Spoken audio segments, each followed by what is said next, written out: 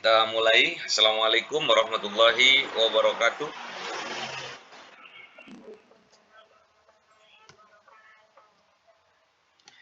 Tolong videonya dibuka semua biar kelihatan aura pengusahanya.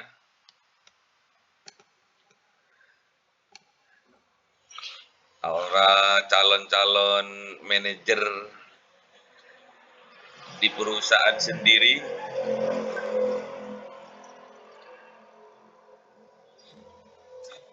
Amin. Bismillahirrahmanirrahim. Mari kita berdoa bersama-sama. Raditu billahi rabba wa bil islami dina wa bi Muhammadin nabiyya wa rasula. Rabbi zidni ilma warzuqni fahma. Amin. Amin ya rabbal alamin. Baik, anak-anakku semua, calon pengusaha muslim muslimah yang sukses di masa yang akan datang. Amin. Bapak sekarang berada di Pulau Madura, Pulau Garam. Bertepatan di warung apa ini namanya? Wasdah. Warung Wasdah yang insya Allah alhamdulillah ini dari awal memang hasil dari musyawarah dan pembinaan Bapak. Jadi warung Wasda yang ada di belakang ini adalah satu contoh kesuksesan berkarir mulai dari nol ya. Mulai dari nol sampai sekarang alhamdulillah ada 2 cabang di Pulau Madura, di Pulau Garam ya. Jadi nggak ada kata berputus asa, tidak ada kata terlambat untuk meraih kesuksesan kita. Apalagi kalian masih rata-rata masih umur 18, 17, 19 ya. Jadi pergunakan semaksimal mungkin waktu berlian Anda, waktu emas Anda untuk meraih kesuksesan Anda di masa yang akan datang. Paham nggih? Jadi kemarin sudah kita mempelajari tentang apa itu manajemen. Biasa, seperti biasanya, setiap awal Bapak memasuki materi yang baru, Bapak akan menanyakan materi yang kemarin. Ya. Manajemen kemarin kita angkat ada 2 pakar. Yang pertama namanya Stu. Ayo dibuka mic-nya. Stuner. Stuner berpendapat bahwasanya manajemen itu adalah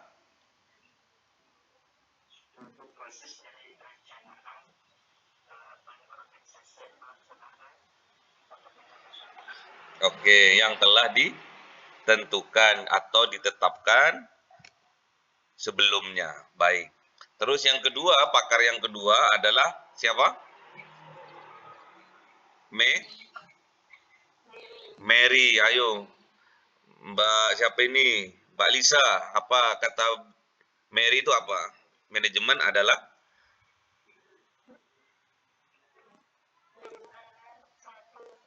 suatu seni untuk menggerakkan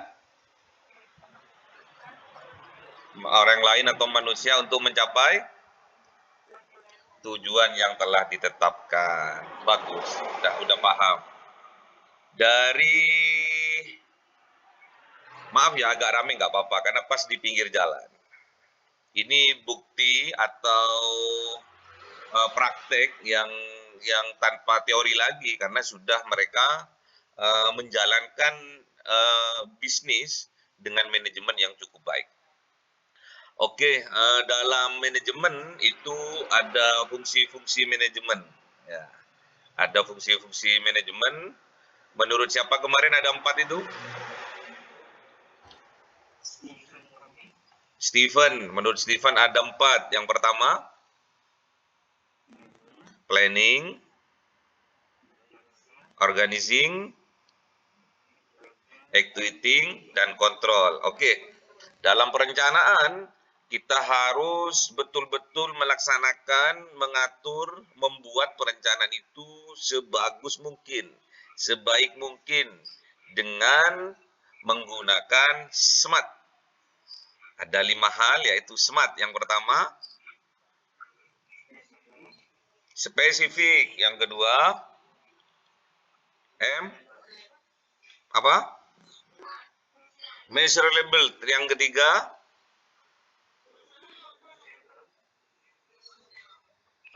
terukur. Yang keempat, realistik. Yang kelima, time. Oke. Udah paham ya? Ada yang belum mengerti yang kemarin? Mbak Vina, Fitriana, tolong di-mute. Oke, makasih. Ada yang masih belum paham dari fungsi-fungsi manajemen? Kemarin ada tingkatan manajer atau tingkatan manajemen. Itu secara umum dibagi 3. Yang pertama, yang teratas adalah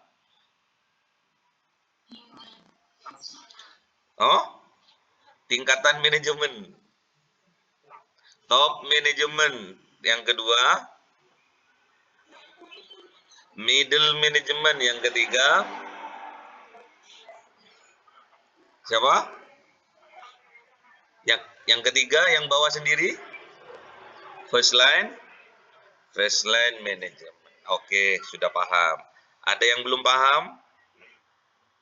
Harus di luar kepala ya. Ini adalah seni. Seni dalam mengelola, terutama mengelola diri kita terlebih dahulu ya. Jadi kualitas Anda, kualitas Mahaputra dan Mahaputri harus betul-betul terasah. Pada saat kapan? Pada saat pembelajaran ini ya. Harus. Aura-aura semangat, motivasi yang keluar tumbuh dari dalam, itulah manajemen ya.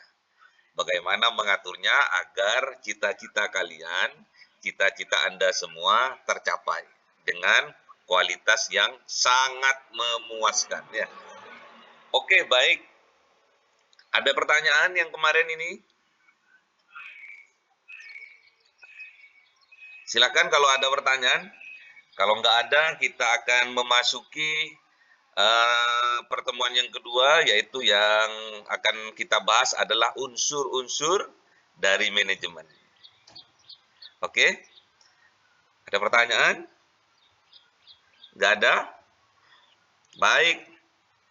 Dalam dunia bisnis, mau bisnis apa saja ini, tidak akan lepas dari yang namanya manajemen. Mulai dari cara mengelolanya, cara menjalankannya, dan cara merancangnya, plannya. Jadi POAK itu betul-betul dipahami, itu sebagai dasar, landasan kita untuk melangkah agar bisnis yang kita kelola itu akan sukses. Ya, dan pasti sukses. Kalau memang betul-betul fungsi-fungsi manajemen, terus mulai dari perencanaan sampai kontrol, sampai pengawasan, itu betul-betul dilakukan dengan baik. Oke. Jadi mau bisnis apapun, bisnis kecil, bisnis mulai dari tingkat rumah, tingkat desa, sampai tingkat kota, sampai nasional, sampai internasional, itu pasti membutuhkan manajemen. Ya. Makanya kita untuk memastikan proses penjualan kita, proses produksi kita, proses pendistribusian kita dapat berjalan dengan baik dalam sebuah perusahaan, itu dibutuhkan sistem manajemen yang baik. Manajemen ya, manajemen. Jadi kalian harus betul-betul menguasai agar langkah selanjutnya dalam berbisnis, dalam berusaha itu mudah dan dipermudah oleh Allah Subhanahu wa taala. Agar fungsi dalam manajemen dapat berjalan dengan baik, dibutuhkan juga yang namanya unsur-unsur manajemen yang akan kita bahas kali ini. Untuk lebih jelasnya, mari kita akan bahas apa saja sih dari Unsur-unsur manajemen. Oke, di sini ada 7. Ada yang bilang 5, ada yang bilang 6, ada yang bilang 7. Kita ambil yang terbanyak aja ya. Terbanyak insya Allah ini lebih mencangkup keseluruhan dari unsur-unsur manajemen. Yang pertama ada man. Man itu apa? Superman ya. Man itu adalah SDM ya, sumber daya manusia. Siapa? Kalian-kalian ini. Kalian-kalian ini adalah SDM-nya ya. Makanya SDM-nya harus betul-betul berkualitas ya. Yang kedua, money. Money. Apa itu money? Uang. Yang gini lu lambangnya, yang gini lu. Mana lambangnya? Apa yang gini? Yang gini ya lambangnya itu ya. Itu bukan cinta itu uang. Uangnya. Kalau tipis gini lurus, tapi kalau tebel agak gini ya. Yang ketiga adalah material. Material itu apa? Bahan baku. Oke. Yang keempat methods. Methods itu apa? Metode atau tekniknya. Yang kelima adalah mesin. Mesin apa? Alat untuk mempermudah dalam berproduksi. Yang keenam, minutes. Minute, apa minute itu? Menit, apa? Waktu atau time ya. Terus yang terakhir adalah market. Apa market? Oh, place. Kalau tempat tuh place. Kalau market? Hah? Apa? Pasar. Siapa itu yang jawab pasar itu tadi itu? Dapat 100. Ya. Baik, kita akan kupas satu-satu ya. Oke. Men. Apa tadi men? SDM ya. Ini sumber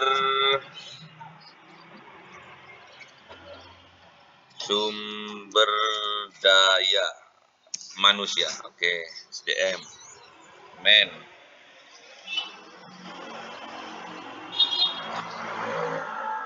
SDM adalah sumber daya manusia. Sumber daya manusia itu siapa contohnya tadi? Sumber daya manusia itu contohnya siapa tadi? Kalian-kalian ini. Ya, Mahaputra Mahaputri ini adalah SDM. SDM ini faktor yang sangat urgent ya. Sebuah perusahaan tidak akan berjalan, semua planning, organizing, kontrol, apalagi planning, actuating, itu tidak akan berjalan kalau tidak ada orangnya ya. Siapa yang mau yang buat planning siapa? Ke manusia ya toh. Siapa yang mau diorganisasi sesuai dengan profesinya masing-masing juga manusia. Siapa yang mau diactuatingkan juga manusia. Siapa yang mau dikontrol, diawasi juga manusia. Jadi kalian-kalian inilah SDM yang harus wajib termasuk dalam SDM yang berkualitas. Jadi faktor di dalam sebuah perusahaan itu faktor yang sangat urgent. Yang penting adalah SDM. Ada juga SDA. Apa SDA itu? Ada yang tahu SDA? Sumber daya alam. Sumber daya alam, ada juga sumber daya manusia SDM ya. Jika manusia itu tidak ada di dalam sebuah organisasi, ya organisasi itu tidak akan jalan. Makanya manusia itu atau SDM ini adalah unsur manajemen yang terpenting ya. Karena yang di manage itu adalah manusianya ya. Mesin, planning, semuanya itu nantinya money, semua itu yang mengelola adalah manusia. Sumber daya alamnya juga manusia yang mengelola ya. Mesinnya, dari 6 unsur yang lain itu, yang terpenting adalah sumber daya manusia. Siapa itu? Ya kalian-kalian inilah ya. Jadilah manusia yang kuat akalnya, cerdasnya, kuat instingnya, membidik peluang bisnis di sebuah daerah, di sebuah tempat. Itu namanya kecerdasan insting. Jadi fatonah ya. Kalau dalam sifatnya Kanjeng Nabi Muhammad itu adalah fatonah. Jadi kalian ini umatnya dari manusia terbaik yang diciptakan oleh Allah di muka bumi ini, harusnya juga minim lah seujung kuku lah mewarisi sifat-sifat dari Kanjeng Nabi Muhammad ya. Siddiq, amanah, fatonah, tabligh. Jadi harus empat-empatnya ini harus kita usahakan maksimal, walaupun nantinya dapatnya hanya seujung kukunya nggak apa-apa. Yang penting kita sudah berusaha maksimal ya. Jadi dari unsur yang 7 ini, faktor yang terpenting itu adalah man atau sumber daya manusia ya. Yang kedua, money. Money itu adalah uang. Itu 20.000, yang belakangnya itu kok kayaknya Patimura ya. Gambar Pati. ini kayaknya betul-betul mencerminkan Mahaputra Mahaputri ini kayaknya ya. Yang seharusnya merah-merah ya. gambarnya Pak Soekarno sama Bung Hatta, ini kok 20.000 sama Patimura kayaknya di belakang. Salah ngambil ini saya berarti. Salah ngambil ini, saya salah download ini ya. Gambar. Seharusnya merah-merah itu tadi ya. Sorry. Ini sangat jujur sekali karena mencerminkan Mahaputra Mahaputri masih berproses untuk menjadi seorang yang sukses di masa yang akan datang. Amin ya. Oke. Jadi sangat penting. Money itu adalah unsur dari manajemen yang penting, yang nomor 2. Kita mau beli mesin, kalau nggak ada money-nya ya nggak bisa. Kita mau merekrut karyawan, nggak ada money-nya juga nggak bisa ya. Mau menjalankan produksi, nggak ada bahan bakunya, bahan baku dibeli oleh money ya. Paham ya? Paham. Oke. Dan yang ketiga adalah material atau bahan baku ya. Jadi mau produksi apapun kita membutuhkan bahan baku. Bahan baku tadi didapat dari mana? Didapat dari membeli ya. Kalau nggak ada money-nya nggak jalan ya. Jadi bahan baku ini penting juga. Kita mau memproduksi barang, tapi nggak ada bahan bakunya juga nggak akan jalan. Inilah yang harus kita manage dari unsur-unsur manajemen yang nomor 3. Oke. Yang nomor 4 adalah mesin.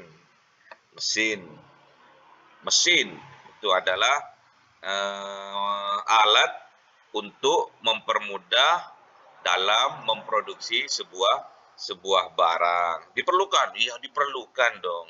Nggak ada mesinnya, cuma kita pakai tenaga manusia saja, itu kurang praktis dan kurang efisien ya. Yang ke berapa ini? Yang kelima adalah metode. Metode itu diperlukan karena suatu pekerjaan dapat dilakukan dalam manajemen. Kalau nggak ada metodenya, terus kita mau gimana? Nggak ada tekniknya, metodenya pakai metode apa ini? Nggak ada yang mencetuskan metode yang terbaik juga dalam manajemen. Akhirnya cita-cita, tujuan yang hendak dicapai juga sulit untuk dicapai. Terus minutes atau waktu. Waktu ini dibutuhkan kemarin dalam tahap perencanaan tadi dulu. Waktu ini dibutuhkan untuk dalam hal apa? Pembatasan kapan usaha atau produksi ini dibuat, diawali, dilaksanakan, dimulai, dan kapan produksi ini diakhiri. Ya, sangat penting sekali waktu ini.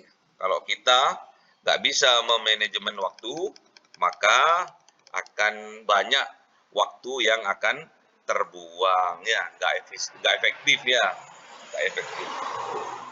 Terus yang ke-7, adalah market, pasar. Jadi misalkan kita membuat produk apa, misalkan produk baju. Misalkan kita buka pabrik tekstil, buat baju, terus kita jual ke daerah Papua. Ya, tahu ya? Daerah Papua tahu ya? Di pegunungan Papua, apa namanya gunungnya? Pulau apa di Papua itu? Ada yang tahu? Papua? Ada yang berasal dari Papua? Apa? Hah? Jayapura? Ada yang tahu pulau di Papua? Apa namanya? Papua Nugini. Jadi pakaian orang sana, suku pedalaman itu hanya pakai pakaian dari apa?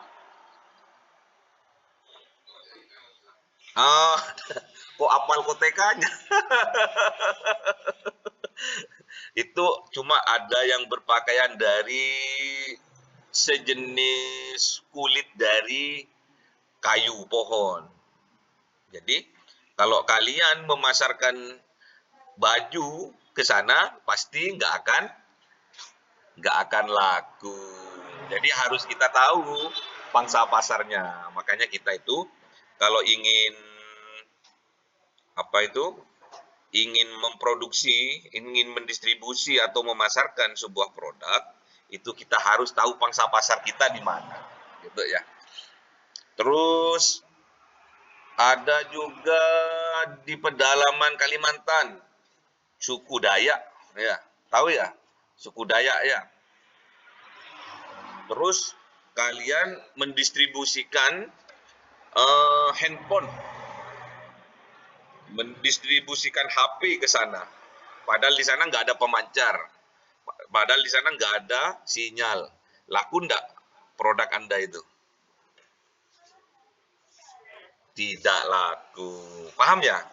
Paham ya? Jadi dari unsur yang 7 tadi, dari 7 unsur itu satu dengan yang lainnya itu berkaitan, nggak boleh dipisahkan ya. Inilah yang dikatakan dari unsur-unsur manajemen. Oke? Hafal ya? Dari 7 unsur tadi, yang pertama adalah man. Jadi ada 7M ya. 7M. Ada yang 5M, ada yang 6M, ada 7M. Kita ambil yang terbanyak ya. Yang pertama adalah man. Man itu adalah sumber daya manusia. Yang kedua adalah money. Money itu duit, uang. Yang ketiga material. Material itu adalah bahan baku. Yang keempat mesin ya. Mesin itu adalah alat untuk mempermudah dalam berproduksi. Yang kelima metode itu cara menjalankan teknik yang ada di perusahaan.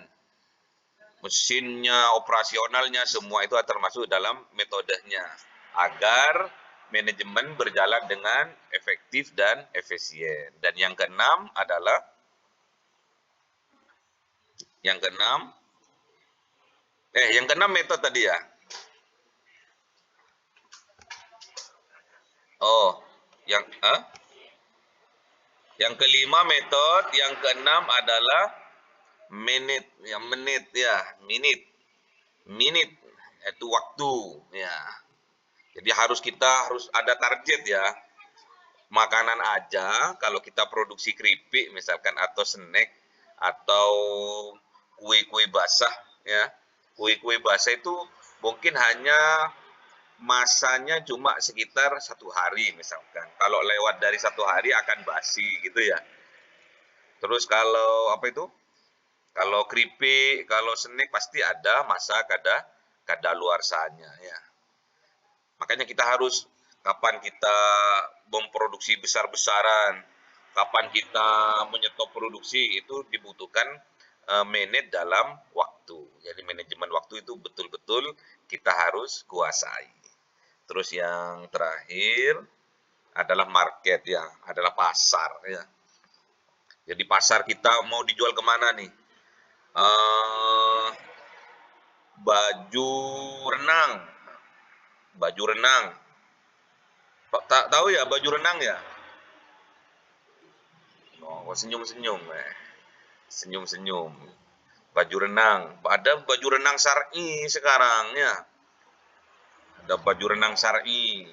Jadi mulai dari untuk perempuan nggak boleh dipakai emas-emasnya ya. Ada baju renang syar'i namanya. Jadi ya kayak jilbab gitu kan. Terus pas di dada itu ada gembiar-gembiarnya jadi nggak ketok katanya, nggak tahu juga sih saya. Memasarkan produk baju renang bikini misalkan yang cuma yang itu ya, yang cuma itu tok itu itu ke itu ke para santriwati misalkan, itu pasti nggak akan laku ya. Jadi harus tahu pangsa pasarnya ya. Terus jual sate apa itu? Sate sapi. Pernah ya makan daging sapi ya? Satenya, gulenya. Pernah ya? Tapi kalau itu dijual ke orang Bali,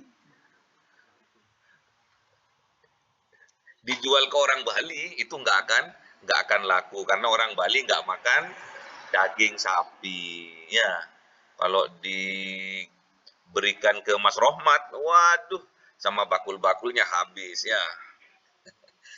Yang banyak Mas Rohmat makannya biar gagah ya.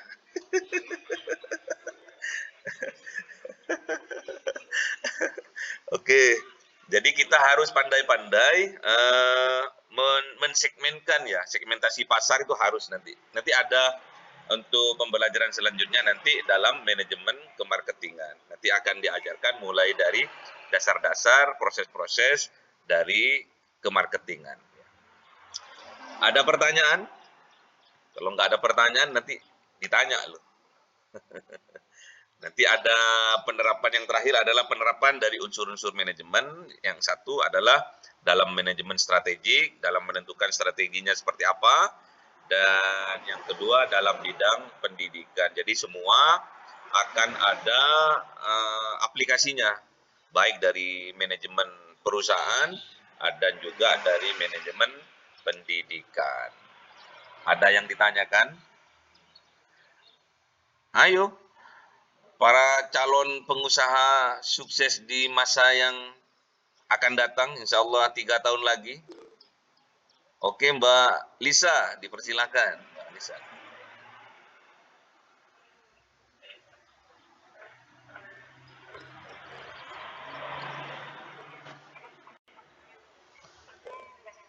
Yang mana?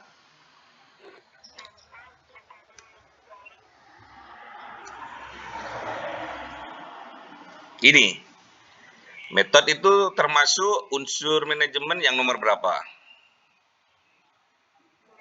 Nomor 5. Jadi setiap perusahaan pasti dia mempunyai metode, ya.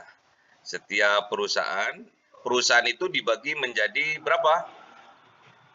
Perusahaan ada 2 jenis. Yang pertama perusahaan apa?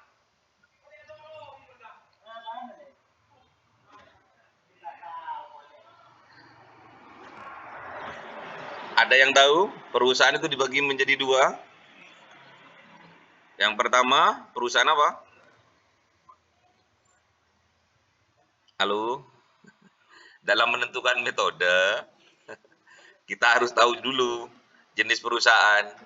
Jenis perusahaan secara garis besar ada 2. Yang pertama perusahaan jangan barang dan jasa. Yang pertama adalah perusahaan barang. Apa itu perusahaan barang itu? Manufaktur. Yang kedua jasa. Apa itu contohnya perusahaan jasa itu? Contohnya perusahaan apa? Kargo. Terus apa lagi? Laundry. Yang sering kita pakai kalau pengiriman barang.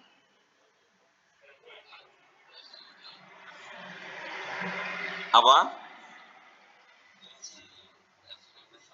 Ya, contohnya yang kita sering pakai HP itu loh. Shopee. Shopee pasti dia punya metode, ya. Metode mulai dari plannya dari awal sudah betul-betul dirancang, ya. Dari plannya, misalkan pengiriman dari kota mana misalkan, kota Surabaya menuju kota Palembang. Tekniknya pakai apa? Kalau dia pakai biaya yang cepat misalkan, ya, yang VVIP, itu dia metodenya pengirimannya pakai udara. Apa contohnya pakai udara itu? Pakai pesawat, ya.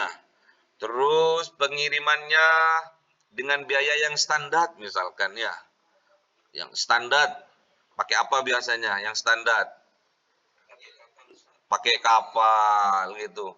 Terus yang murah sekali, yang pengirimannya sampai 1 minggu, pakai apa itu? Ada yang tahu? Pakai sepeda ya. Jadi setiap perusahaan itu metodenya beda-beda. Jadi misalkan perusahaan jasa itu yang metode yang sangat dibutuhkan adalah ketepatan dalam penempatan sub-sub atau retail-retail yang akan dilalui. Jadi setiap kota pasti itu punya kantor cabang, ya. Jadi pengiriman agar tepat waktu, kita harus sudah bisa memanage waktu. Oh, kalau memang biaya yang dia keluarkan adalah yang mahal, yang VVIP, ini kita uh, pakai pesawat terbang misalkan dengan 25.000 misalkan. Kalau pakai yang standar, pakai kargo atau pakai apa itu kapal laut itu yang 15.000. Jadi kita menentukan metode mana yang harus kita bidik itu sesuaikan dengan biaya yang harus kita keluarkan, ya. Contoh juga misalkan kalian besok wisuda, ya. Besok kalian wisuda, ada yang dari Palembang, ada yang dari mana lagi? Sumur Putih, Kalimantan. Terus misalkan sekarang hari Sabtu. Oke. Hari Sabtu nanti wisudanya hari Selasa misalkan, ya. hari Selasa wisudanya. Dari renggang waktu Minggu, Senin, Selasa, 3 hari ini udah pagi ya. Jadi hanya 2 hari misalkan ya, 2 hari sisa waktu yang harus dimanfaatkan baik-baik. Dalam menghadiri wisuda dibutuhkan 2 hari. Kalian mau pakai pesawat terbang atau pakai kapal laut? Kira-kira gimana? Mau pakai yang mana nih? Pesawat terbang itu 3 juta misalkan. Misalkan nih, kalau pakai kapal laut sama kendaraan darat itu hanya 2 juta misalkan. Apa yang mau kalian ini? Yang mau kalian pilih? Agar efisien dan efektif.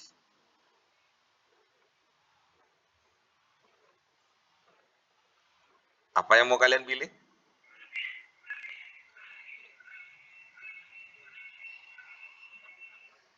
Naik pesawat, mahal.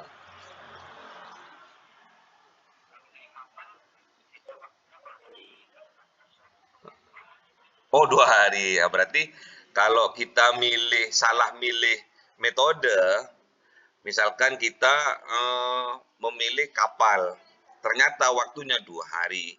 Ternyata kita naik kapalnya aja 2 hari, berarti itu tidak termasuk dalam efektif. Ya. Terus, kalau kita milih pesawat, apakah termasuk lebih mahal loh? Gak efisien nih, lebih mahal.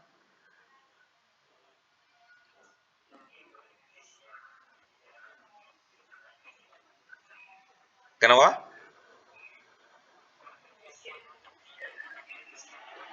Oke, gitu. Berarti enak mana ini? Apa kedua-duanya? Atau hanya salah satu aja efisien atau efektif saja?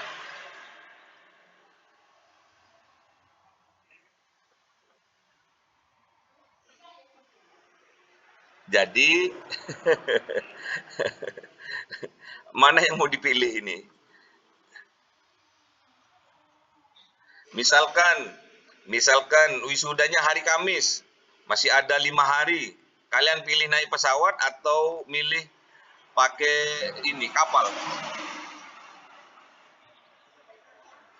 Pakai kapal, lebih lebih murah, ya. Apakah termasuk efisien? Ya, dari segi pendanaan, ya. Kalau dari segi waktu, apakah efektif?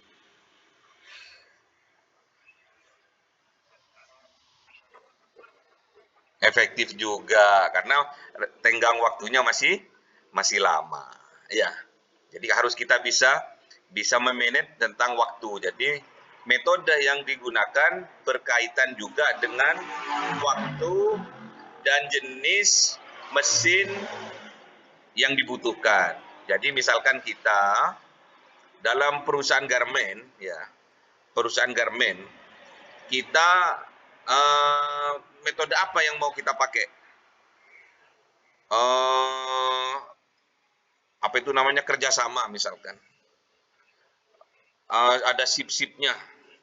Butuh berapa orang yang untuk dipekerjakan asal menghasilkan produk yang efektif dan efisien. Jadi sesuai dengan orderan misalkan.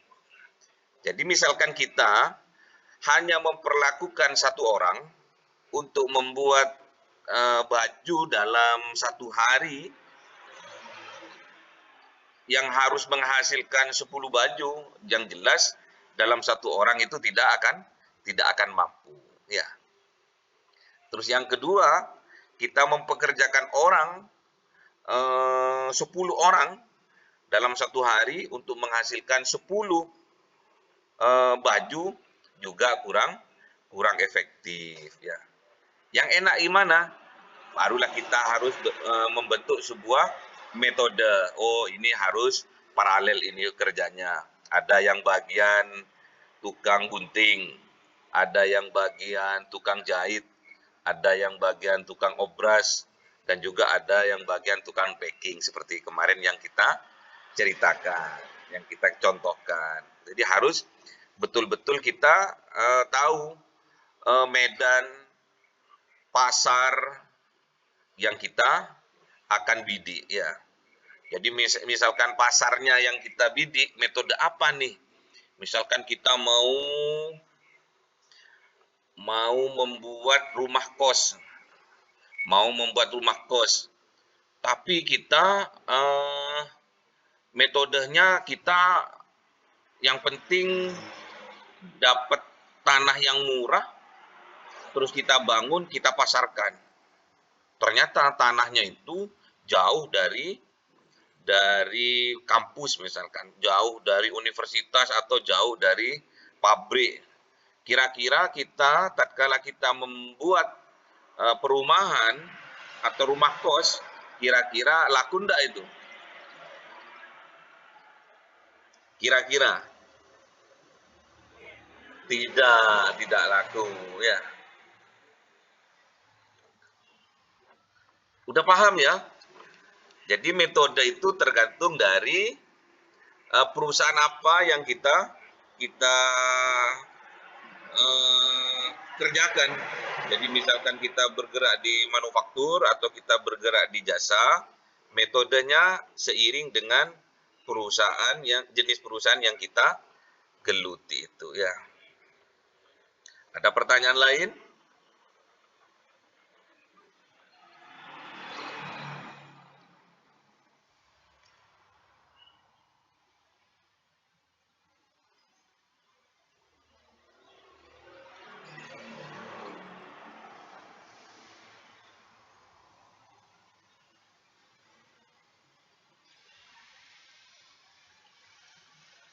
Ada pertanyaan? Jadi nanti setiap unsur ini akan dikupas. Ada misalkan kayak marketing, nanti akan dikupas masing-masing di semester yang lebih tinggi lagi. Metodenya seperti apa sih caranya kita ini? Menjual es krim tapi di kutub utara misalkan. Yang bersalju, kita jual es krim. Apa yang harus kita lakukan kalau kita nggak punya plan yang bagus, perencanaan yang bagus, konseptual yang bagus, sulit kita secara nalar untuk mewujudkan menjual es krim di kutub utara. Ayo kita berlatih ya. Kira-kira kalau kita jual es krim di kutub utara, laku ndak? Ada ndak metode cara supaya es krim yang kita jual di kutub utara itu bisa laku? Ada ndak? Coba agak mikir kritis ya. Ini asik ini ya.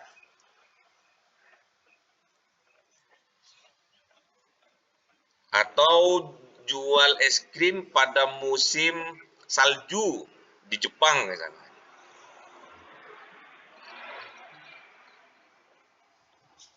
Ayo angkat tangan yang ayo pakai logikanya. Nanti kita akan belajar manajemen strategik. Oke. Ulia, silakan.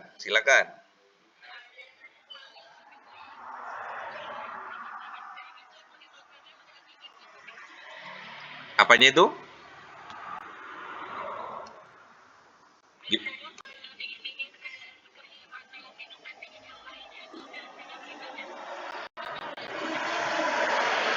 Oh, pas dingin. Oh, gitu.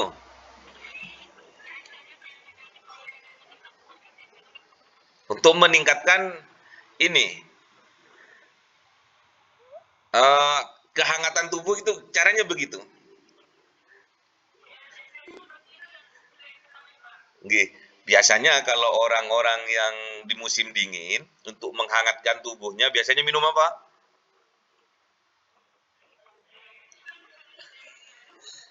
Minum, kalau mereka yang suka alkohol itu akan minum alkohol ya. Minuman yang mengandung alkohol untuk menghangatkan tubuhnya. Tapi kalau kita sebagai orang muslim itu untuk menghangatkan tubuh biasanya kita minum jahe anget ya. Kira-kira menjual es krim di musim dingin, di musim salju,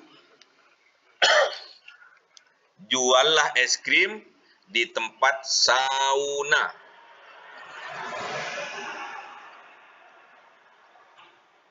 Apa sauna itu? Mandi,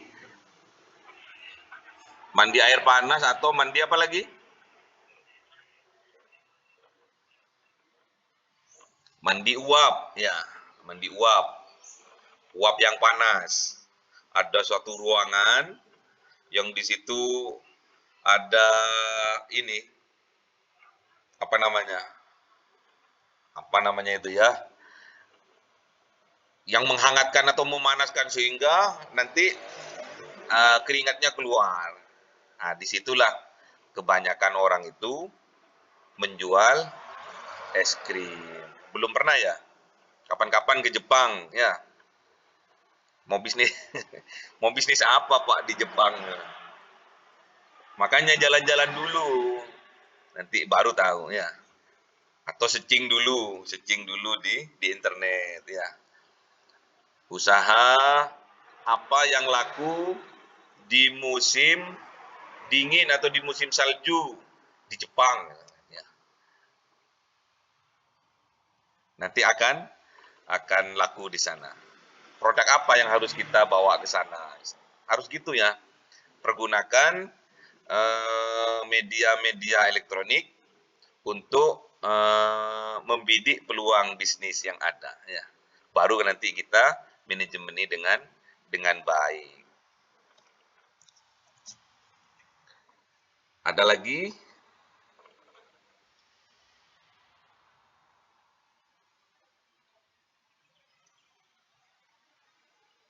Ada lagi yang mau ditanyakan?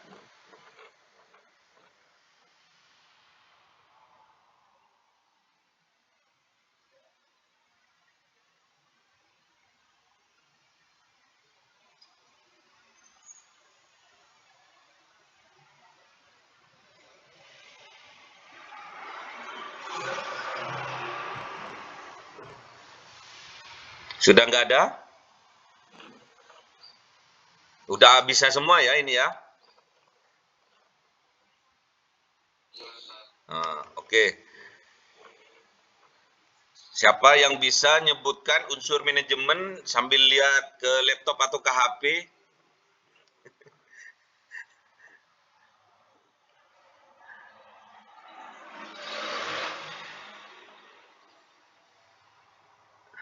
Siapa? Angkat tangan. Ayo, Mbak Ulia. Lihat ke saya. Jangan lihat ke bawah. Ayo satu.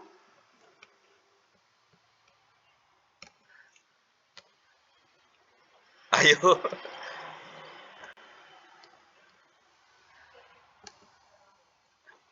Apa satu? Mas Saiful. Mas Saiful. Terus nomor 2.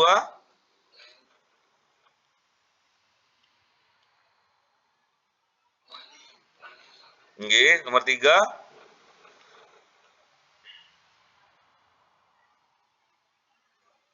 Ayo. Ganti. Ganti Mbak Lisa, Mbak Lisa. Ganti Mbak Lisa, ayo dibuka mute-nya. Mic-nya dibuka.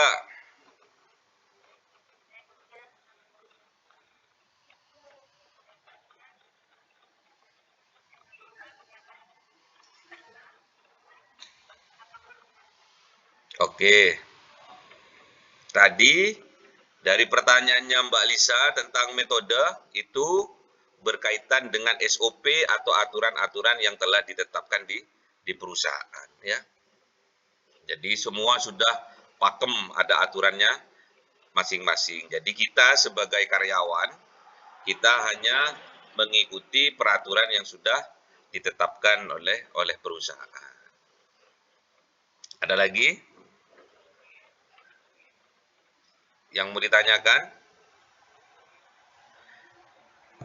Nanti ada ini ya, ada tes soal yang kemarin itu, tapi nanti berbentuk pilihan ganda. Pilihan ganda itu untuk melihat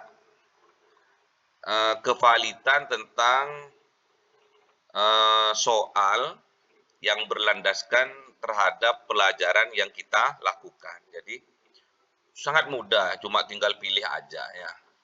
Tapi kalau saya coba dulu ya, saya buka ya, saya buka dulu. Saya tutup dulu ya. Ini perlu dikirim dah ini, anunya, slide-nya. Oh baik, nanti saya kirim di grup ya. Saya coba contoh